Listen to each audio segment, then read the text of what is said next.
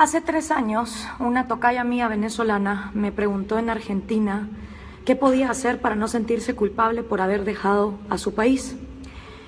Y le dije que no, yo no podía responderle a nadie en qué momento era correcto abandonar Venezuela. Cada quien tiene su límite. Hay personas que el límite les llega cuando ya no encuentran medicinas para su abuela. Hay otros que todavía aguantan más meses para soportar largas colas y no tener nada que comer. Hay otras personas que aguantan incluso hasta ver si la oposición va a dejar de ofrecer socialismo. Cada quien tiene su propio límite, cada quien decide en qué momento se va de su país y tiene pues la difícil decisión de abandonar el país para poder salvar su vida. Yo misma vengo de gente que tuvo la honestidad intelectual de darse cuenta que no iban a poder hacer nada por salvar su país. Mi abuelo, el padre de mi madre, tuvo que salir de Hungría huyendo por el comunismo soviético en los años 60. Si él no hubiera tenido la honestidad intelectual de darse cuenta que no iba a poder salvar su país, se hubiera quedado a ser una víctima más. Lo mismo los padres de mi papá, que son todos cubanos, y que se dieron cuenta que no iba a haber manera de sacar a los Castro, y en 1960 migraron para Guatemala. Llega un momento donde uno tiene que tomar la decisión entre salvar su país o salvar su propia vida. Y como siempre me dijeron mis abuelos, los regímenes comunistas te pueden quitar tu trabajo, tu casa, tus oportunidades, tu dinero y todas las propiedades.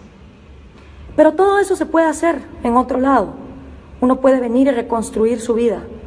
Porque lo único que los regímenes comunistas y socialistas no nos pueden quitar es nuestra riqueza mental. Por eso es tan importante invertir en tu mente, porque es tu mente el único vehículo con el que cuentas para solucionar los problemas. Y cuando se trata de irse de una dictadura, va a ser tu mente tu recurso más importante para poder volver a rehacer tu vida. Muchas veces se los anunciamos. Yo he sido una de las personas que más les ha dicho el peligro de tener una oposición que no tiene los pantalones para defender la libertad de mercado y la propiedad privada y que creen que los venezolanos son tan tontos y tan débiles que lo que están buscando es que alguien les ofrezca más socialismo.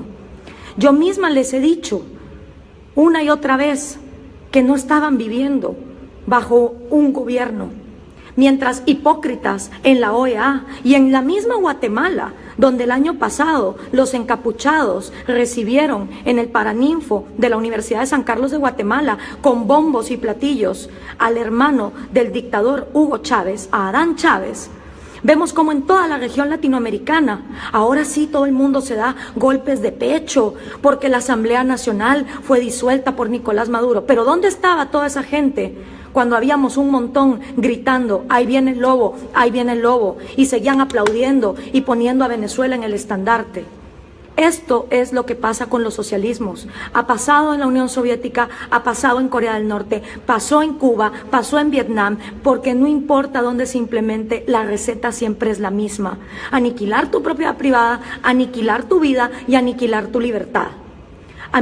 Lo único que me sorprende de toda esta situación es la gente que está sorprendida, la gente que se queda en shock al ver que Nicolás Maduro disolvió la Asamblea Nacional en Venezuela. Señores, hubo gente que se los estuvimos diciendo y advirtiendo, y hubo un montón de hipócritas en las organizaciones internacionales, en las fundaciones de estudiantes universitarios, de todas las universidades estatales marxistas, que seguían defendiendo Venezuela.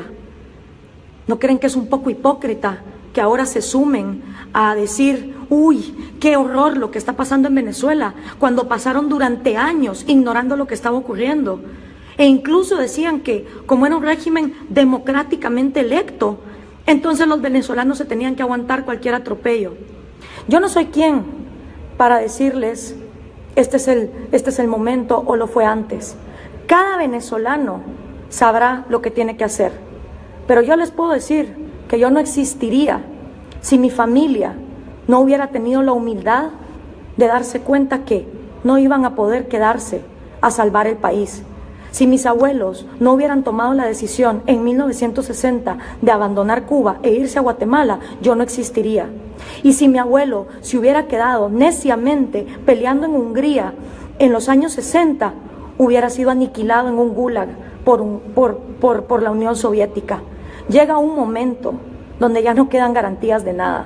Y yo no veo en la élite venezolana, que es la principal responsable de este caos, la élite académica, la élite cultural, la élite intelectual y la élite económica, no veo que tengan los pantalones de denunciar al socialismo como lo que es, un régimen que abusa de las instituciones democráticas para luego aniquilar la república, la división de poderes y sobre todo violentar los derechos individuales, porque el individuo es la minoría más pequeña que hay.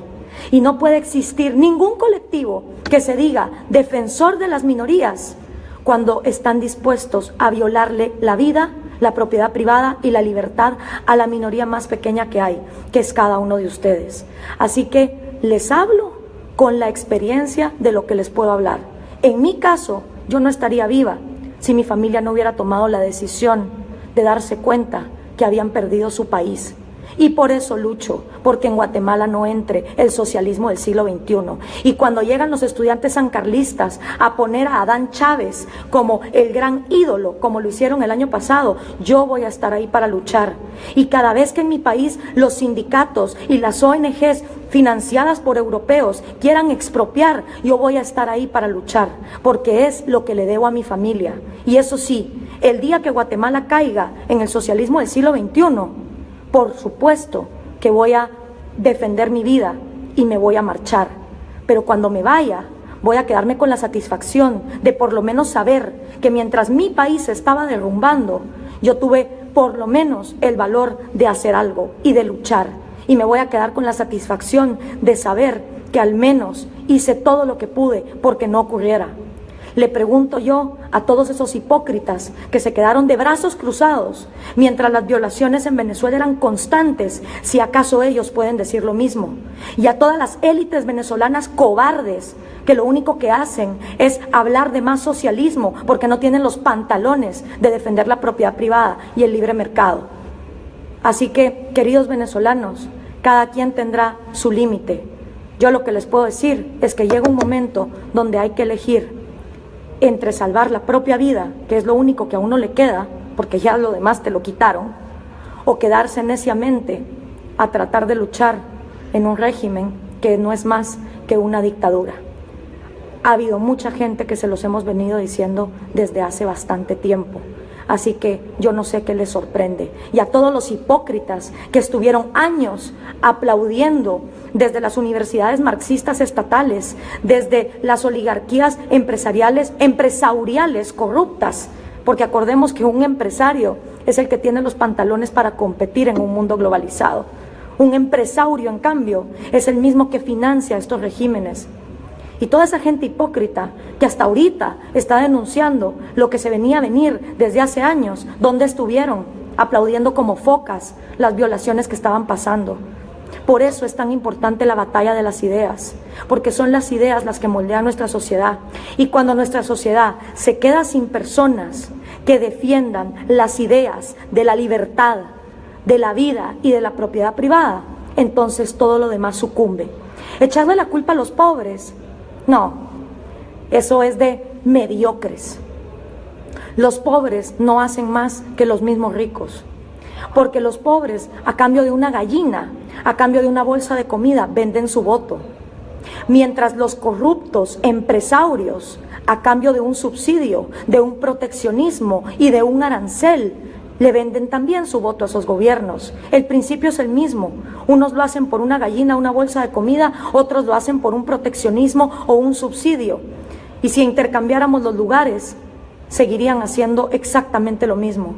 Un país se derrumba cuando sus élites son las que no tienen los pantalones de defender la libertad de mercado, la propiedad privada y los derechos individuales. Y en el caso de Venezuela es vergonzoso ver que no hay una sola élite que haya tenido el valor de separarse de defender el socialismo. Aquí están las consecuencias, se los hemos venido diciendo.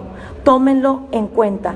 y a todos los venezolanos, les comparto nada más mi experiencia para que tomen ustedes una decisión. Y eso sí, si se van a otro país, hagan el favor de no ir a apoyar a los mismos corruptos y al mismo socialismo que hundió su país.